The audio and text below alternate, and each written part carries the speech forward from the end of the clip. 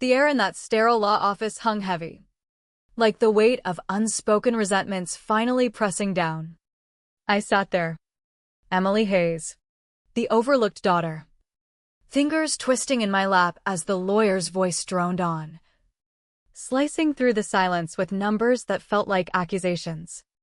My father, Robert, the self-made real estate mogul who'd built his fortune on sharp deals and sharper elbows, got $5 million.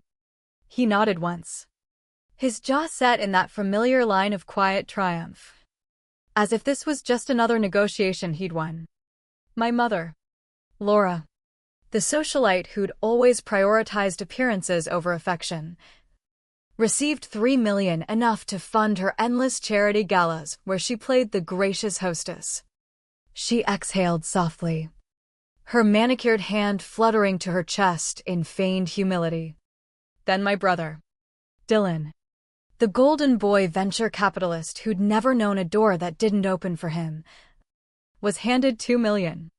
He leaned back in his chair, a smug grin cracking his polished facade, eyes flicking to me with that pitying amusement I'd endured for years. And me? $50. 2 crisp 20s and a 10. Pushed across the glossy oak table by the lawyer's indifferent hand, like scraps tossed to a stray dog.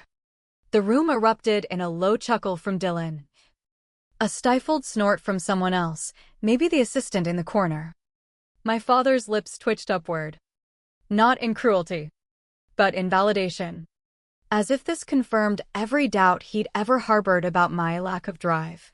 I stared at those bills, my cheeks burning, the humiliation coiling in my gut like a snake ready to strike.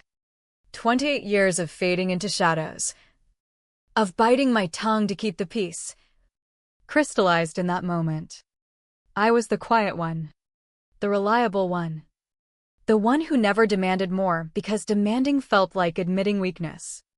And now, in front of them all, my worth was quantified, negligible. Grandpa Elias had been the outlier in our fractured family, a tech titan who'd bootstrapped his way from a garage startup to a Silicon Valley empire, making fortunes in software that powered half the world's data centers. To the world, he was untouchable. Boardrooms quaked at his name, investors lined up for his scraps. But to me, he was just Grandpa Eli, the man who'd sip black coffee on his porch overlooking the Bay Area hills, despising chit-chat and cherishing the pauses between words. Silence isn't empty. Emily, he'd rasp during those long afternoons I'd spend with him as his health faded. It's where people reveal their true colors. While my family flitted in and out of his life like opportunistic birds, Dad dropping by in his tailored suits to check in before rushing to another deal, Mom leaving designer bouquets that wilted untouched, Dylan popping in once with a half-hearted "stay strong." Gramps, I lingered. Not for gain. Not for show. But because the emptiness after they left felt wrong. I'd fluff his pillows when his breaths grew ragged, read him tech journals when his vision blurred, listen to his looped tales of early hacks and boardroom battles without interruption. One foggy evening, as the sun dipped behind the Golden Gate, he clutched my hand with surprising strength. "You hear that?" he whispered. "The nothing? Most run from it. But you sit with it." His eyes, sharp despite the pain, bored into mine. "You're not invisible, kid. You're just waiting for the right moment to be seen."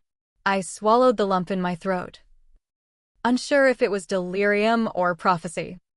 Another night, monitors beeping like distant alarms.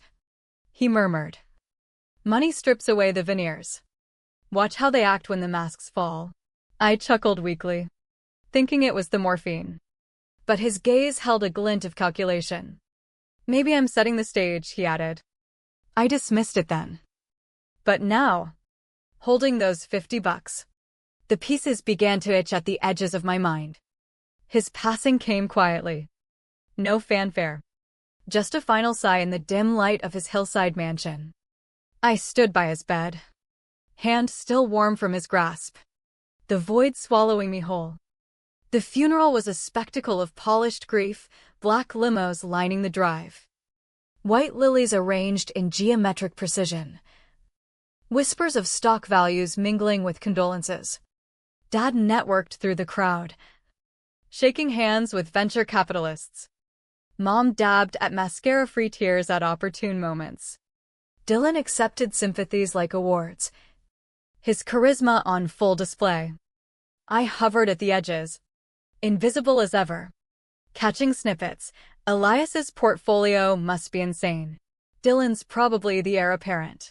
Each word carved deeper into the raw ache of loss. Dad caught my eye once. Across the sea of suits, I braced for a gesture. A word. Instead, he turned away, murmuring to someone, "We'll sort the estate soon. Keep it in the family." Like I wasn't part of it. After, while they scattered to brunches and board meetings, I returned to his empty house. The scent of aged leather and circuit boards lingered. I wandered the rooms, fingers tracing his desk where he'd jot cryptic notes, the armchair where he'd quiz me on algorithms.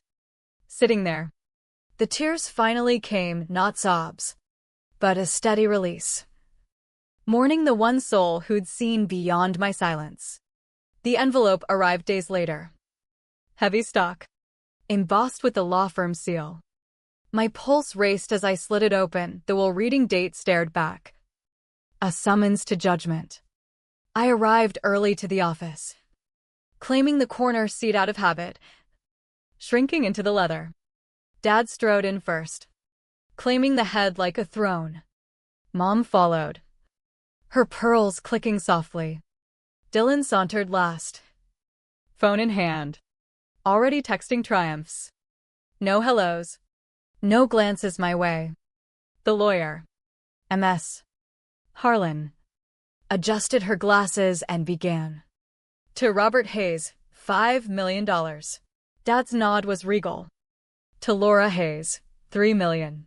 Mom's sigh was theatrical. To Dylan Hayes, $2 million. Dylan's grin flashed. Then, to Emily Hayes, $50. The pause stretched, pregnant with shock. Dylan's bark of laughter shattered it. Classic Gramps, poetic justice. Dad's smirk deepened. He knew who could handle responsibility. Mom averted her eyes, fiddling with her ring. I signed for the bills, the paper crisp under my fingers, humiliation burning like acid. But as I tilted them in the light, a faint mark caught my eye, not dirt, but deliberate. A tiny underscore on digits, precise as code. Grandpa Eli had always said, details are the devil's playground or the savior's. This wasn't random. It was a cipher. I didn't crumble. Instead, a flicker ignited anger, curiosity, resolve. I drove straight to the old bank in downtown San Francisco, the one Grandpa had sworn by. Where vaults held more than money, they held trusts unbroken. The lobby echoed with hushed transactions. I need the manager, I said to the teller, voice steadier than I felt. About Elias Hayes. Moments later, in a wood-paneled office, Mr. Vargas examined the bills. His boredom shifted to alarm. Face paling. These markings. They're a key. He locked the door, voice dropping. Your grandfather set this up. A private vault. Off the books. Triggered only by the sequence. My world tilted. We descended to the vaults, cool air prickling my skin. He unlocked a box, stacks of bonds, tech stock certificates, encrypted drives, valued at $32 million. He whispered. But atop it all, an envelope in Grandpa's scrawl, Emily. Tears stung as I opened it. If you're here, you saw through the facade. The 50 wasn't an insult, it was a test. Watch how they react when you're diminished. That's the real inheritance, truth. His words seared. You stayed without strings. They performed. This is yours, build walls, not bridges. With those who betray, The ache twisted into fury. He hadn't just left wealth, he'd armed me against the family who'd always diminished me. They came crawling 3 days later, pounding on my modest apartment door in the Mission District. Dad's face was thunderous. Mom's pleading. Dylan's sneering. "We know about the vault," Dad barked, pushing inside. "Over 30 million hidden." Mom cooed. "Family shares." "Honey," Dylan sneered. "UOS." The betrayal hit like a gut punch, their greed unmasked. Just as Grandpa predicted. "You laughed," I said. Voice ice. "When I got 50. You all watched and did nothing." Dad's eyes narrowed. "Blood means sharing." I slid the legal docs forward. "The trust is ironclad. Challenge it. And your portion's void." Silence exploded into accusations: selfish, ungrateful, destroyer of family. Mom's tears flowed. "Don't tear us apart." But the damage was theirs, rooted in years of neglect. As they stormed out, Dad's parting shot, "You'll be alone forever." The door slammed. And the quiet afterward wasn't loneliness, it was liberation. But the cost gnawed, the psychological scars of their abandonment. The nights doubting if silence was strength or surrender. The rift deepened into a chasm. Calls ceased. Social media blocks landed like slaps. Holidays echoed empty, no Thanksgiving invites. No Christmas cards. I grieved the illusion of family. The betrayal's poison seeping into dreams where I begged for scraps. Therapy sessions unpacked the trauma, the imprints of being easy Emily. The one who absorbed blows without retort. Revenge wasn't flashy, I didn't flaunt the wealth. Didn't sabotage their deals. Instead, I invested in startups that undercut Dylan's ventures. Donated to causes exposing corporate greed like Dad's. Quiet strikes. Each one a nod to Grandpa's lessons. The price? Isolation's bite.